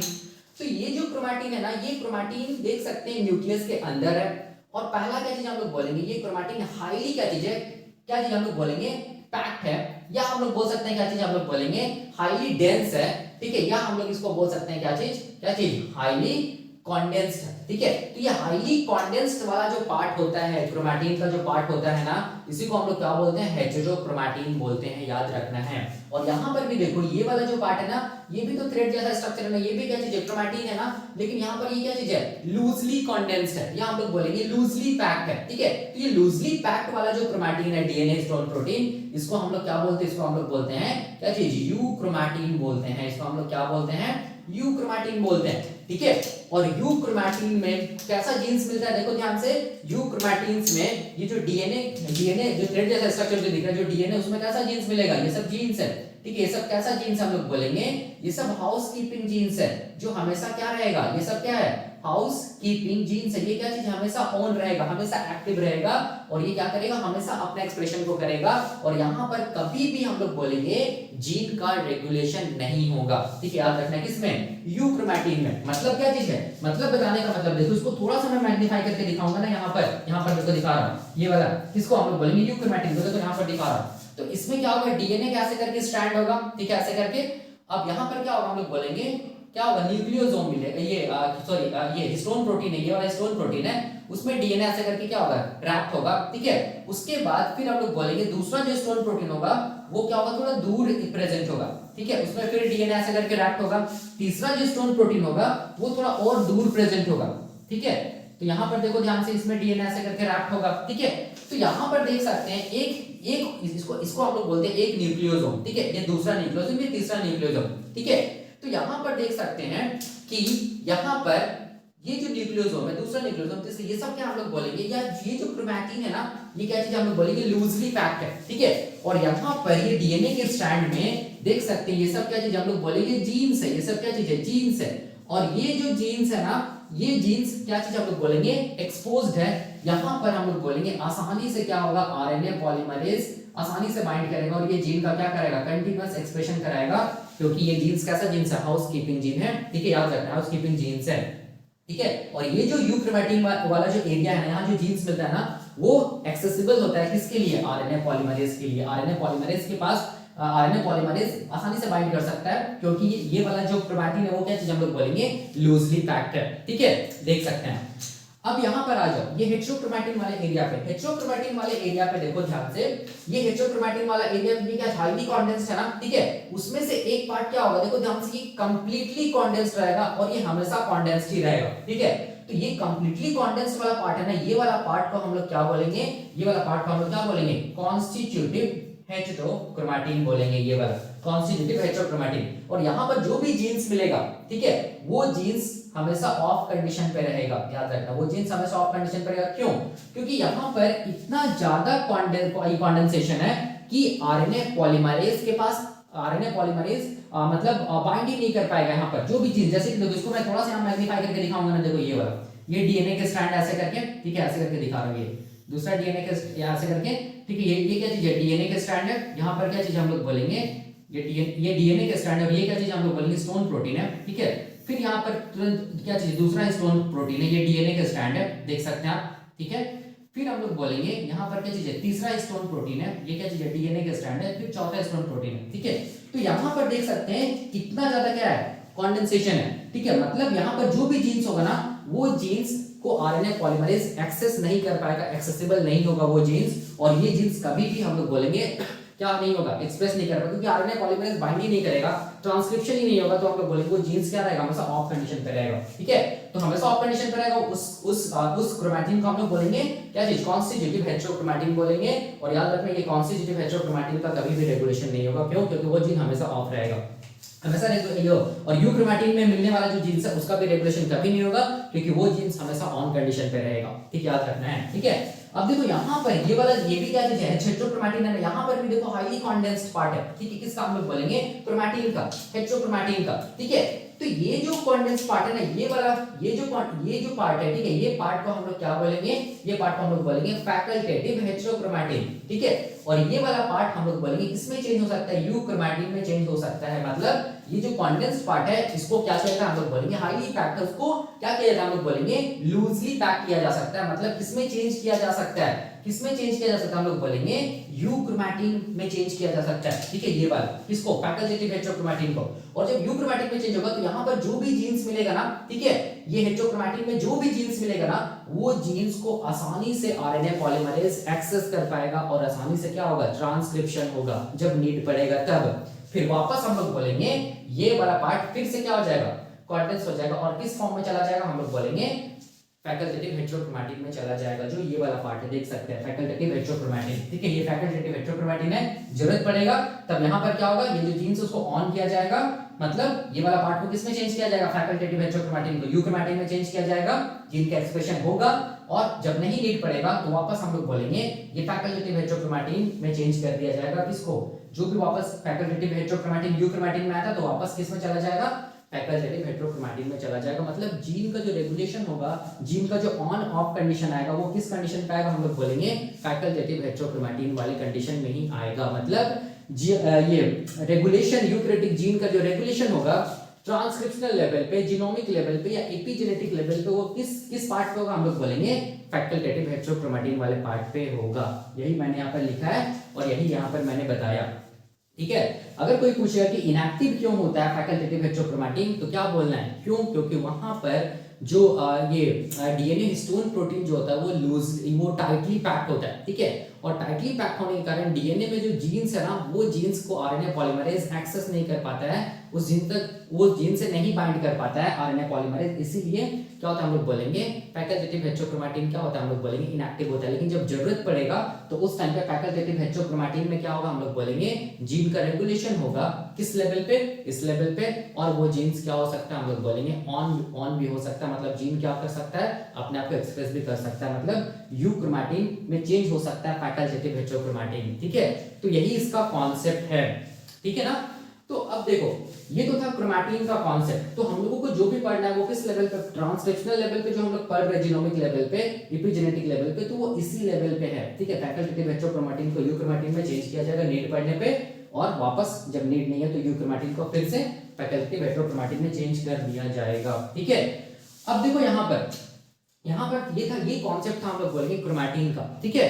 तो याद रखना है कि देखो यहाँ पर ध्यान से, ये क्रोमैटिन जैसा जो स्ट्रक्चर दिख रहा है ना, थ्रेड जैसा जो स्ट्रक्चर दिख रहा है ना, वो हम लोग बोलेंगे इंटरफेज और प्रोफेज का पार्ट होता है। अगर सेल डिवीजन के बारे में अगर हम लोग बात करेंगे तो सेल डिवीजन हम लोग बोल सकते हैं, सेल साइकिल के बारे में बात करेंगे तो हम लोग बोलेंगे सेल साइकिल का 2 फेज होता है, एक को क्या बोलते हैं हम लोग इंटरफेज, दूसरा क्या बोलते हैं हम लोग बोलेंगे डिवीजन फेज या माइटोटिक फेज। तो इंटरफेज में याद रखना है थ्रेड जैसा स्ट्रक्चर दिखेगा, क्रोमैटिन दिखेगा, और प्रोफेज वाला डिवीजन फेज का जो सबसे पहला फेज होता है ना, प्रोफेज जिसको बोलते हैं, उसमें भी क्या दिखेगा, हम लोग बोलेंगे थ्रेड लाइक स्ट्रक्चर दिखेगा, तो वो कुछ नहीं, वो हम लोग बोलेंगे क्रोमैटिन है। यही क्रोमैटिन आगे जाके किस में चेंज हो जाएगा, क्रोमोसोम में चेंज हो जाएगा, ठीक है, याद रखना है। जब प्रोफेज के बाद क्या होता है, हम लोग बोलेंगे क्या चीज होता है, मेटाफेज होता है। मेटाफेज में आप देख सकते हैं कि क्रोमोसोम बन चुका रहता है। तो यही क्रोमैटिन का थ्रेड क्या होगा, हम लोग बोलेंगे हाईली और कंडेंस्ड हो जाएगा, और क्या चीज में चेंज हो जाएगा, हम लोग बोलेंगे क्रोमोसोम में चेंज हो जाएगा, ठीक है। तो ये कॉन्सेप्ट था किसका, हम लोग बोलेंगे क्रोमैटिन का, ठीक है ना। तो अब देखो, अब हम लोग क्या समझेंगे, अब हम लोग समझेंगे न्यूक्लियोसोम के बारे में, ठीक है, और डीएनए पैकेजिंग के बारे में। डीएनए पैकेजिंग का मतलब हो गया, हम लोग बोलेंगे क्या चीज, यही कंडेंसेशन, ठीक है, कितना ज्यादा कंडेंस्ड है, ठीक है। पैकेजिंग का मतलब वही हुआ, जितना कंडेंस्ड रहेगा, याद रखना वो ट्रांसक्रिप्शनली इनएक्टिव होगा, जितना ज्यादा लूजली ये रहेगा, ये लूजली पैक रहेगा डीएनए हिस्टोन के साथ, तो याद रखना वो पार्ट क्या होगा, हम लोग बोलेंगे ट्रांसक्रिप्शनली एक्टिव होगा। मतलब हेटेरोक्रोमैटिन रहेगा तो क्या रहेगा, वो इनएक्टिव रहेगा। यूक्रोमैटिन रहेगा तो वहां पर का जीन क्या रहेगा, ट्रांसक्रिप्शनली एक्टिव रहेगा। ठीक है, इसको दिमाग में रखिएगा। तो न्यूक्लियोसोम के बारे में मैं यहाँ पर बताने जा रहा हूँ। ठीक है, तो यहाँ पर हम लोग क्या देखेंगे, न्यूक्लियोसोम डीएनए पैकेजिंग के बारे में देखेंगे। ठीक है, और क्रोमैटिन ये सब सारा का सारा एक दूसरे से रिलेटेड ही है। ठीक है, तो एक चीज आप लोग समझिए कि यूकैरियोटिक का जो यूकैरियोटिक जो सेल होता है ना, यूकैरियोटिक जो सेल होता है ना, ठीक है, उसका जो न्यूक्लियस होता है ना, उस न्यूक्लियस का डायमीटर कितना होता है, हम लोग बोलेंगे 10 माइक्रोमीटर। कितना होता है, हम लोग बोलेंगे 10 माइक्रोमीटर। मतलब आप देख सकते हैं 10 माइक्रोमीटर का मतलब क्या होगा, 10 इंटू कितना, 10 टू द पावर -6 मीटर। ठीक है, देख सकते हैं कितना माइन्यूट होता है, कितना छोटा होता है। ठीक है, और इसी न्यूक्लियस के अंदर क्या रहता है, हम लोग बोलेंगे थ्रेड जैसा स्ट्रक्चर रहता है, जिसको हम लोग क्या बोलते हैं, जिसको हम लोग बोलते हैं क्रोमैटिन बोलते हैं। ठीक है, ये क्या चीज हम लोग बोलेंगे, क्या चीज हम लोग बोलेंगे, क्रोमैटिन है, थ्रेड जैसा स्ट्रक्चर है। ठीक है, और ये क्रोमैटिन का लेंथ कितना होता है, हम लोग बोलेंगे 2.2 मीटर होता है। आप सोच सकते हैं 2.2 मीटर मतलब कितना ज्यादा है। ठीक है, और यहाँ पर इसका न्यूक्लियस का चीज हम लोग बोलेंगे 10 into 10 to the power -6 metre. ठीक है, तो इतना ज्यादा हम लोग बोलेंगे क्रोमैटिन को इतना छोटा सा न्यूक्लियस कैसे करके अपने अंदर रख लेता है। ठीक है, तो इसी को समझने के लिए हम लोग स्टडी करते हैं डीएनए पैकेजिंग। ठीक है, यहाँ पर देखो क्या होता है, एक्चुअल में क्या होता है कि ये क्रोमैटिन क्या होता है, हम लोग बोलेंगे क्रोमैटिन क्या होता है, डीएनए प्लस हिस्टोन प्रोटीन होता है। ठीक है, क्रोमैटिन क्या होता है, हम लोग बोलेंगे ये क्या होता है, डीएनए प्लस हिस्टोन प्रोटीन होता है। हम लोग जानते हैं ये चीज, और डीएनए में क्या होता है, जीन्स होता है। तो कैसे करके हम लोग बोलेंगे ये क्रोमैटिन कहां आ गया, ये इतना छोटा सा न्यूक्लियस के अंदर आ गया। ठीक है, 2.2 मीटर का क्रोमैटिन कैसे करके इतना माइन्यूट न्यूक्लियस के अंदर आ गया। तो हम लोग क्या पढ़ेंगे, डीएनए पैकेजिंग पढ़ेंगे। तो देखो क्या चीज है, तो यहां पर ये क्रोमैटिन क्या चीज है, डीएनए प्लस हिस्टोन प्रोटीन है। तो मैं यहां पर डीएनए को दिखा रहा हूं, देखो ध्यान से, ये क्या चीज हम लोग बोलेंगे, ये डीएनए है। ठीक है, ये क्या चीज हम लोग बोलेंगे, ये डीएनए है, यही वाला डीएनए है। ठीक है, ये क्या चीज है, डीएनए है, इसको मैं ऐसे दिखा रहा हूं, ये क्या चीज है, डीएनए है। ठीक है, और हम लोग क्या जानते हैं कि डीएनए जो होता है वो कैसा कैसा मॉलिक्यूल होता है, कैसा हम लोग बोलेंगे, एसिडिक मॉलिक्यूल होता है। ठीक, कैसा मॉलिक्यूल होता है, हम लोग बोलेंगे एसिडिक मॉलिक्यूल होता है। क्यों, क्योंकि डीएनए का फुल फॉर्म क्या चीज हम लोग बोलेंगे, डीऑक्सीराइबोन्यूक्लिक एसिड। इसीलिए कैसा मॉलिक्यूल है, एसिडिक मॉलिक्यूल है। क्यों, क्योंकि इसमें फास्फोरिक एसिड मिलता है। और ये डीएनए कैसा चार्ज होता है, हम लोग बोलेंगे नेगेटिवली चार्ज मॉलिक्यूल भी होता है, नेगेटिवली चार्ज्ड मॉलिक्यूल भी होता है। क्यों, क्योंकि डीएनए के अंदर क्या मिलता है, हम लोग बोलेंगे फास्फोरिक एसिड मिलता है, और फास्फोरिक एसिड में कैसा चार्ज होता है, हम लोग बोलेंगे नेगेटिव चार्ज होता है। ठीक है, तो ये एसिडिक नेचर डीएनए का, और नेगेटिवली चार्ज जो डीएनए मॉलिक्यूल होता है वो किसकी वजह से हो रहा है, हम लोग बोलेंगे फास्फोरिक एसिड की वजह से हो रहा है। इसको याद रखिएगा। तो ये जो थ्रेड जैसा स्ट्रक्चर है ना, ये क्या चीज हम लोग बोलेंगे क्रोमैटिन है। क्रोमैटिन क्या चीज है, डीएनए प्लस हिस्टोन है ना, तो ये डीएनए को मैं दिखा रहा हूं। ठीक है, अब देखो यहाँ पर, इसको मैं मिटा रहा हूं, देखो यहाँ पर, अब यहाँ पर देखो, यहाँ पर क्या होता है, हम लोग बोलेंगे यहाँ पर एक बेसिक प्रोटीन आता है। ठीक है, डीएनए किस पे रैप्ड है, हम लोग बोलेंगे हिस्टोन प्रोटीन पे ना। ठीक है, तो हिस्टोन प्रोटीन को अगर हम लोग देखेंगे तो याद रखना है, हिस्टोन प्रोटीन को अगर हम लोग देखेंगे तो हिस्टोन प्रोटीन कैसा होगा, हम लोग बोलेंगे डीएनए एसिडिक है ना, तो हिस्टोन प्रोटीन कैसा होगा, बेसिक प्रोटीन होगा ना। ठीक है, तभी तो डीएनए हिस्टोन प्रोटीन में क्या होगा, अच्छे से क्या होगा, रैप्ड होगा। ठीक है, तो हिस्टोन प्रोटीन कैसा प्रोटीन होगा, हम लोग बोलेंगे बेसिक प्रोटीन होगा। क्यों बेसिक प्रोटीन होगा, क्योंकि इस हिस्टोन प्रोटीन में क्या चीज होगा, हम लोग बोलेंगे जो एमिनो एसिड्स का बना होगा, मोस्टली वो कौन सा एमिनो एसिड्स होगा, हम लोग बोलेंगे लाइसिन होगा, और कौन सा एमिनो एसिड होगा, हम लोग बोलेंगे आर्जिनिन एमिनो एसिड्स होगा। ठीक है, और ये कैसा एमिनो एसिड्स होता है, हम लोग बोलेंगे ये पॉजिटिवली चार्ज्ड एमिनो एसिड्स होता है। ठीक है, कैसा होता है, हम लोग बोलेंगे पॉजिटिवली चार्ज एमिनो एसिड होता है। तभी तो डीएनए क्या चीज है, नेगेटिवली चार्ज है, और हिस्टोन प्रोटीन क्या चीज है, पॉजिटिवली चार्ज है। तभी तो एक दूसरे क्या करेगा, अट्रैक्ट करेगा, मतलब एक दूसरे के साथ क्या रहेगा, हम लोग बोलेंगे जुड़ा हुआ रहेगा। तभी जाके क्या बनेगा, क्रोमैटिन बनेगा। याद रखना है। तो अब देखो यहाँ पर समझो कि ये जो डीएनए है ना, ये डीएनए हम लोग बोलेंगे, ये डीएनए, इसको मैं ऐसे लिखा रहा हूं, प्लेट जैसा स्ट्रक्चर था ना, उसको मैग्नीफाई करके दिखाया था। ठीक है, ये डीएनए देख सकते हैं, ये हम लोग बोलेंगे हिस्टोन ऑक्टामेयर में या हिस्टोन प्रोटीन में क्या होगा, ऐसा करके क्या होगा, हम लोग बोलेंगे रैप्ट होगा ऐसा करके। ठीक है,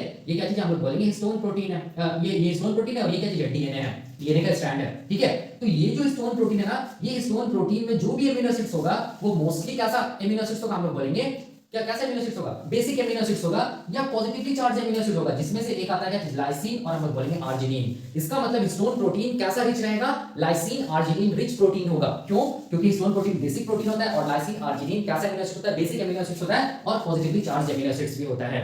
ठीक है, तो अगर हिस्टोन प्रोटीन को अगर हम लोग देखेंगे तो ये हिस्टोन प्रोटीन हम लोग बोलेंगे जिसपे डीएनए रैप्ट होता है, उसको हम लोग हिस्टोन ऑक्टामेयर बोलते हैं। उसको हम लोग क्या बोलते हैं, उसको हम लोग बोलते हैं हिस्टोन ऑक्टामेयर बोलते हैं। क्या बोलते हैं, हिस्टोन ऑक्टामेयर। ठीक है, ऑक्टामेयर का मतलब हो गया कि 8 सब यूनिट्स मिलके क्या बनता है, हम लोग बोलेंगे हिस्टोन प्रोटीन का, हिस्टोन प्रोटीन या हम लोग बोलेंगे हिस्टोन ऑक्टामेयर को बनाता है। ठीक है, याद रखना है। ठीक है, तो क्या क्या ये क्या क्या क्या बोलते हैं, सब यूनिट्स होता है हिस्टोन ऑक्टामेयर का।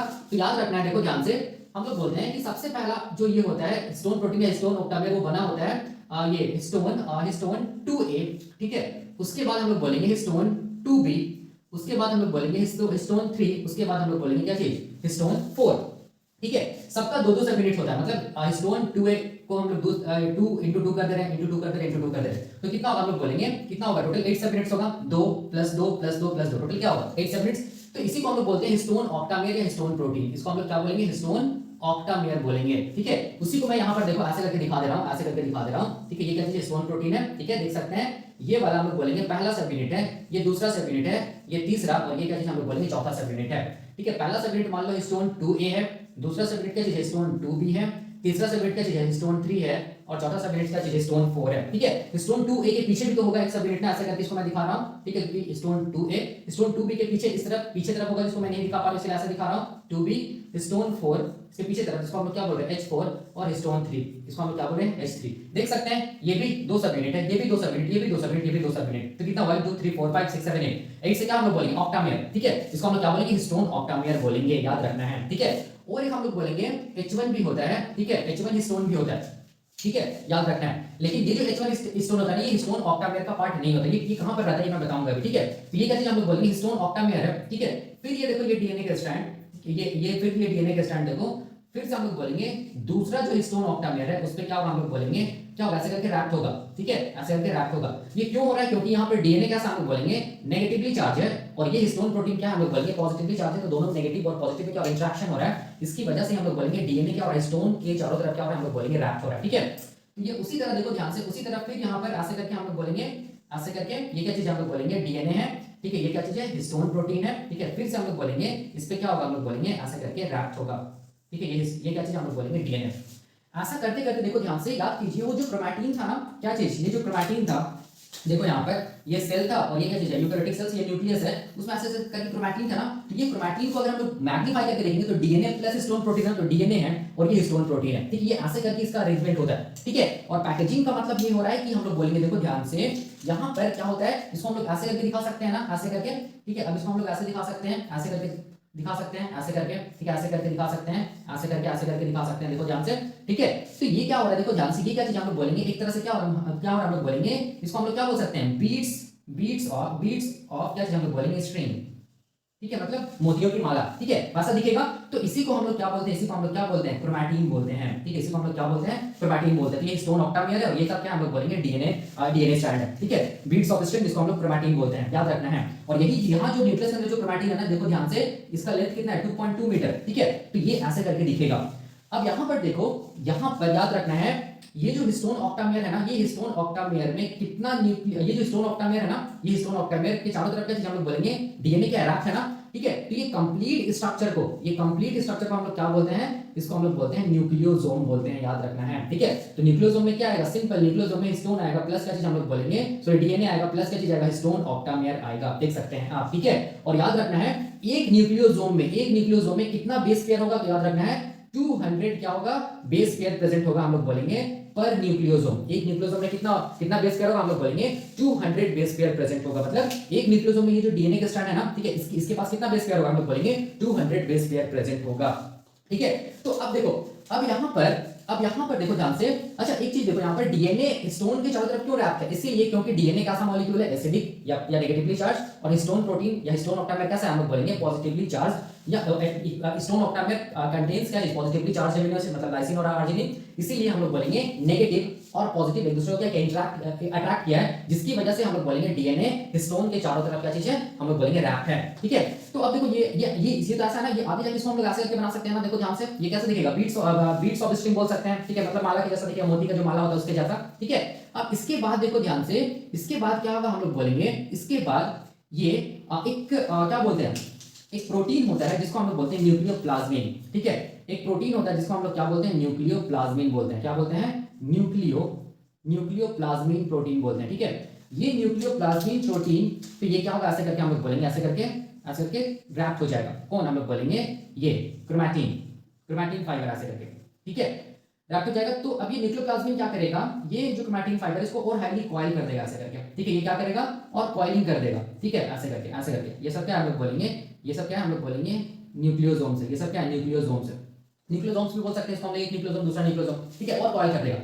अब क्या होगा देखो ध्यान से, अब क्या होगा, तो हम लोग बोलते हैं देखो यहाँ पर यहां पर इसको मैं मिटा रहा हूं।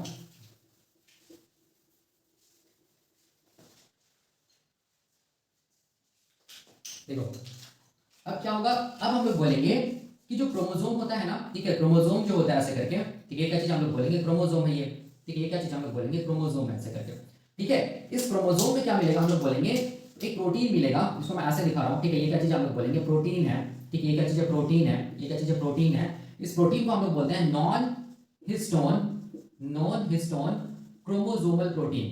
क्या बोलते हैं, नॉन हिस्टोन क्रोमोसोमल प्रोटीन बोलते हैं, ठीक है, इसको हम लोग NHCP भी बोल सकते हैं, ठीक है। तो ये देखो, ये जो क्रोमैटिन फाइबर है ना, ये क्रोमैटिन फाइबर हम लोग बोलेंगे अल्टीमेटली, हम लोग बोलेंगे, इसको मैं ऐसे दिखा रहा हूं, ठीक है, अल्टीमेटली हम लोग बोलेंगे ये किस पे ये हो जाएगा, हम लोग बोलेंगे नॉन हिस्टोन प्रोटीन जो है उस पे क्या होगा, हाईली कॉइल्ड हो जाएगा ऐसे करके, ठीक है, ऐसे करके देख सकते हैं, ठीक है, ऐसे करके हाईली कॉइल्ड हो जाएगा ऐसे करके। मतलब हम लोग क्या बोल सकते हैं कि यही क्रोमैटिन क्या हो गया, आगे चल के क्या हो गया, हम लोग बोलेंगे क्रोमोसोम बन गया। ये क्या चीज हम लोग बोलेंगे, क्रोमोसोम है, ठीक है, ये क्या चीज है, क्रोमोसोम है, ठीक है।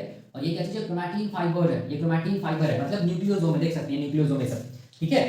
तो ऐसा करके हम लोग बोलेंगे क्या हुआ कि क्रोमैटिन फाइबर जिसका लेंथ 2.2 मीटर था उसका क्या हुआ, हम लोग बोलेंगे क्या हुआ, कंडेंसेशन हुआ, और वो किसमें चेंज हो गया, हम लोग बोलेंगे क्रोमोसोम में चेंज हो गया। तभी जाकर हम लोग बोलेंगे क्या होता है कि एक यूकैरियोटिक सेल क्या कर पाता है, हम लोग बोलेंगे अपने न्यूक्लियस के अंदर क्रोमैटिन जिसका लेंथ है 2.2 मीटर उसको अपने अंदर एकोमोडेट कर पाता है, ठीक है। तो याद रखना है, ये तो मैं एक क्रोमोसोम को दिखाया ना ऐसे करके, एक क्रोमोसोम को दिखाया ना, टोटल कितना क्रोमोसोम होगा, हम लोग बोलेंगे टोटल 46 क्रोमोसोम्स होगा, ठीक है। सोच सकते हैं 46 क्रोमोसोम में क्या होगा, हम लोग बोलेंगे क्या होगा, क्या होगा, क्रोमैटिन फाइबर ही तो है ना, जो क्या हो गया, हम लोग बोलेंगे हाईली कंडेंस्ड हो गया, क्या बनाया, क्रोमोसोम बनाया। और वो क्रोमैटिन फाइबर क्यों कंडेंस्ड हुआ, क्रोमैटिन फाइबर इसीलिए कंडेंस्ड हुआ क्योंकि क्रोमैटिन फाइबर का लेंथ बहुत ज्यादा है, 2.2 मीटर है, न्यूक्लियस का लेंथ कितना, हम लोग बोलेंगे 10 to the power 10 into 10 to the power -6 metre, बहुत छोटा है न्यूक्लियस, ठीक है। तो उसको क्या करना पड़ा, हम लोग बोलेंगे कंडेंस करना पड़ा, किसको, क्रोमैटिन फाइबर को किसमें चेंज होना पड़ा, क्रोमोसोम में चेंज होना पड़ा, तभी जाके हम लोग बोलेंगे कि ये क्रोमैटिन फाइबर न्यूक्लियस के अंदर एकोमोडेट कर पाएगा, ठीक है। तो इसी को हम लोग क्या बोलते हैं, डीएनए पैकेजिंग बोलते हैं, ठीक है ना। अब देखो यहाँ पर क्या चीज बताना मैं चाहता हूँ, यहाँ पर मैं ये बताना चाहता हूँ कि देखो ध्यान से, ये जो क्रोमैटिन है ना, ये क्रोमैटिन मतलब क्या चीज हम लोग बोलेंगे, ये जो बीट्स ऑफ स्ट्रिंग है ना जिसको क्रोमैटिन बोल रहे हैं, ठीक है, यही क्रोमैटिन हम लोग बोलेंगे दो टाइप का हो सकता है। पहला क्या बोलेंगे हम लोग, क्या चीज, हेटेरोक्रोमैटिन, दूसरा क्या चीज हम लोग बोलेंगे यूक्रोमैटिन, ठीक है। यूक्रोमैटिन जो होगा वो ट्रांसक्रिप्शनली एक्टिव होगा, याद रखना है, ठीक है। और यहाँ पर हमेशा जीन का एक्सप्रेशन होगा, यहाँ पर कभी भी रेगुलेशन नहीं होगा, मैंने बताया था। और हेटेरोक्रोमैटिन इसका दो टाइप हो सकता है, एक को क्या हम लोग बोलते हैं, एक को क्या बोलते हैं, कॉन्स्टिट्यूटिव हेटेरोक्रोमैटिन जो हमेशा इनएक्टिव होगा, जहां पर जीन का रेगुलेशन पॉसिबल नहीं है। और दूसरा हम लोग बोलेंगे क्या चीज है, दूसरा क्या चीज है, दूसरा हम लोग बोलेंगे फैकल्टेटिव हेटेरोक्रोमैटिन, ठीक है। फैकल्टेटिव हेटेरोक्रोमैटिन में ही क्या होगा, जीन का रेगुलेशन होगा एट जीनोमिक लेवल, या हम लोग बोलेंगे एपिजेनेटिक या ट्रांसक्रिप्शनल लेवल, मतलब जब नीड पड़ेगा तो फैकल्टेटिव हेटेरोक्रोमैटिन में जो ये डीएनए है वो डीएनए में जो जीन्स है उस जीन्स को क्या किया जाएगा, हम लोग बोलेंगे क्या किया जाएगा, ऑन कराया जाएगा, जीन का एक्सप्रेशन कराया जाएगा, उसके बाद फिर हम लोग बोलेंगे वापस जीन को क्या किया जाएगा, ऑफ कराया जाएगा। मतलब फैकल्टेटिव हेटेरोक्रोमैटिन को किसमें चेंज किया जा सकता है, हम लोग बोलेंगे ट्रांसक्रिप्शनली एक्टिव फॉर्म में, मतलब यूक्रोमैटिन में चेंज किया जा सकता है, ठीक है, इसको याद रखना है। तो यही कॉन्सेप्ट है, हम लोग बोलेंगे किसका, डीएनए पैकेजिंग का, न्यूक्लियोसोम का और क्रोमैटिन का, ठीक है। तो ये जो क्रोमैटिन देख सकते हैं, ये थ्रेड जैसा जो स्ट्रक्चर आपको दिख रहा है, ठीक है, ये जो थ्रेड जैसा स्ट्रक्चर दिख रहा है, ठीक है, ये थ्रेड जैसा स्ट्रक्चर अल्टीमेटली क्या चीज में चेंज हो जा रहा है, क्रोमोसोम में। तो अगर सेल साइकिल को अगर हम लोग देखेंगे तो क्रोमोसोम कहां बनता है, हम लोग बोलेंगे क्रोमोसोम कहां, मेटाफेज, अगर आप पढ़े होंगे मेटाफेज स्टेज में, याद रखना है क्रोमोसोम इक्वेटर पे आ जाता है, ठीक है। तो इसका मतलब मेटाफेज से पहले अगर हम लोग बात करेंगे, मेटाफेज से पहले प्रोफेज स्टेज में क्या होता है, हम लोग बोलेंगे क्या होता है, ये जो क्रोमैटिन होता है ना, ये क्रोमैटिन हम लोग बोलेंगे क्रोमोसोम का रूप लेने लगता है या क्रोमोसोम बनने लगता है, तभी तो मेटाफेज में क्रोमोसोम कंप्लीटली बन चुका रहता है, ठीक है, याद रखना है। तो इस कंक्लूजन ये है कि जब भी कभी हेटेरोक्रोमैटिन के फॉर्म में रहेगा, ठीक है, तो उस टाइम पे हम लोग बोलेंगे जीन का एक्सप्रेशन ऑफ रहेगा, क्योंकि हेटेरोक्रोमैटिन ट्रांसक्रिप्शनली एक्टिव होता है। जब कभी यूक्रोमैटिन के बारे में बात किया जाएगा तो याद रखना है वो क्या होगा, ट्रांसक्रिप्शनली एक्टिव होगा, ठीक है। तो यही कॉन्सेप्ट हम लोग बोलेंगे किसका, न्यूक्लियोसोम का किसका हम लोग बोलेंगे, क्रोमैटिन का, क्रोमैटिन फाइबर का, क्रोमैटिन फाइबर का, और हम लोग बोलेंगे डीएनए पैकेजिंग का, ठीक है, कि डीएनए को कैसे करके पैकेज किया जाता है क्रोमोसोम के फॉर्म में, ठीक है। तो इतना बताने का मेरा मतलब क्या हुआ, इतना बताने का मतलब ये हुआ कि मैं बता पाऊं कि जीन रेगुलेशन जो होता है वो किस लेवल पे होता है, ट्रांसक्रिप्शनल लेवल पे होता है, जीनोमिक लेवल पे होता है, एपिजेनेटिक लेवल पे होता है। वो कहां होता है, तो याद रखना है फैकल्टेटिव हेटेरोक्रोमैटिन को चेंज किया जाता है, हम लोग बोलेंगे इसमें यूक्रोमैटिन में, या ये फैकल्टेटिव हेटेरोक्रोमैटिन को चेंज किया जाता है यूक्रोमैटिन में। मतलब यहीं पर हम लोग बोलेंगे क्या होगा, जीन का रेगुलेशन होगा किस लेवल पे, ट्रांसक्रिप्शनल लेवल पे, जीनोमिक लेवल पे एंड एपिजेनेटिक लेवल पे होगा, ठीक है। तो अब हम लोग देखेंगे क्या चीज, सबसे पहले क्या चीज हम लोग बोलेंगे gene regulation at transcriptional level में, जिसमें हम लोग देखे थे कि दो टाइप से जीन का रेगुलेशन हो सकता है। पहला हम लोग बोलेंगे क्रोमैटिन क्या चीज, क्रोमैटिन मॉडिफिकेशन, और दूसरा क्या था हम लोग बोलेंगे क्रोमैटिन रीमॉडलिंग। तो क्रोमैटिन मॉडिफिकेशन जो हो रहा है, ठीक है, उसमें भी हम लोग देखे थे, उसका भी दो पार्ट था, जिसमें से एक पार्ट क्या था हम लोग बोलेंगे डीएनए में मॉडिफिकेशन, या हम लोग इसको क्या बोलते हैं डीएनए मिथाइलेशन, ठीक है। तो अभी हम लोग क्या देखेंगे, अभी हम लोग देखेंगे क्रोमैटिन मॉडिफिकेशन में क्या चीज, डीएनए मिथाइलेशन के बारे में देखेंगे, ठीक है।